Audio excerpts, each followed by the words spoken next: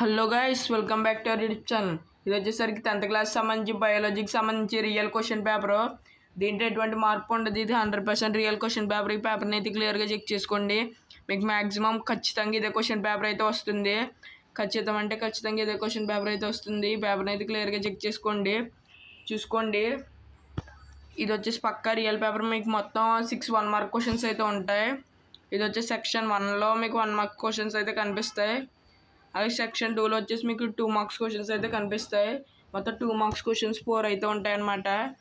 చూసుకోండి, ప్రతి ఒక్క క్వశ్చన్ చూసుకోండి. ఈ క్వశ్చన్స్ని అయితే బాగా అయితే చదువుకోండి. మీకు ఖచ్చితంగా ఇదే పేపర్ వస్తుంది, అది మాత్రం పక్కా.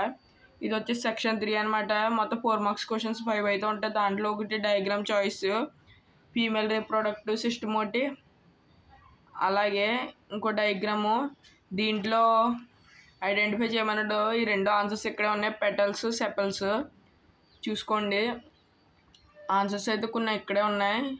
ఇది వచ్చేసి స్టిగ్మా, ఇది వచ్చేసి ఓవరీ ఆన్సరు. చూసుకోండి, ఖచ్చితంగా 100% ఇదే క్వశ్చన్ పేపర్ మీకు అయితే వస్తుంది. చూసుకోండి, ఈ పేపర్ని అయితే క్లియర్గా చెక్ చేసుకోండి. కొంచెం ఫాస్ట్గా స్క్రోల్ చేస్తున్నాను.